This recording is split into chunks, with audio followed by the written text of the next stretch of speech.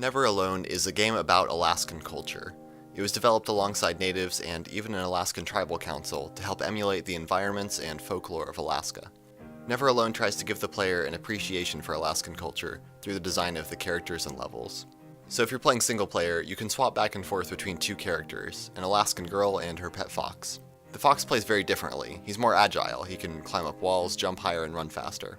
You have to rely on these attributes to get through certain areas by using the fox and the girl together to overcome obstacles. That gives you a small appreciation for the fox and helps you understand the Alaskans' connection to their wildlife.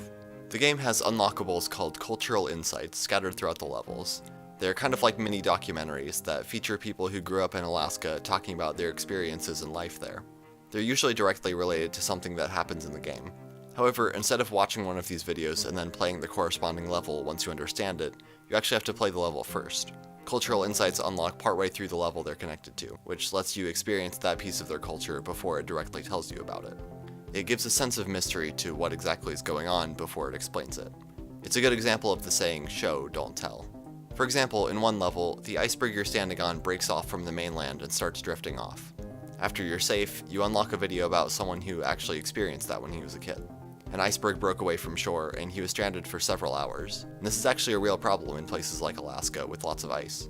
Most people would never even think about that being a problem, much less worry about it. And now that you have, in some sense, experienced the problem they're talking about, you can relate to it more and see why it's important. In another level, you start seeing these people out of the corner of your eye, but they run off before you get a good look at them. The way the game introduces them is interesting because the first few are in the foreground, which is an area that very few games even use very much, so people tend not to pay attention to it. Players are sort of conditioned to look in the background for things. That's where a lot of obstacles, enemies, and environments show up. And even aside from that, our eyes naturally focus on areas a little farther away because it's harder to focus on things that are close up. Obviously on a two-dimensional screen it isn't actually harder, but people still tend not to focus on objects that close to them unless it seems like it's important. But eventually they show up not in the foreground and start running around causing trouble. You have no idea who these people are until you unlock the video later in the level. In Alaskan folklore, they're known as the Little People, and they're kind of like their version of the Borrowers. They're only seen if they want to be seen, and they're sometimes nice but usually mischievous.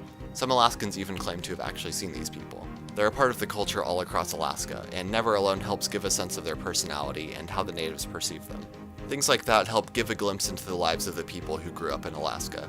By showing you before telling you about aspects of their life, it doesn't feel like it's being forced on you, it makes you want to know more.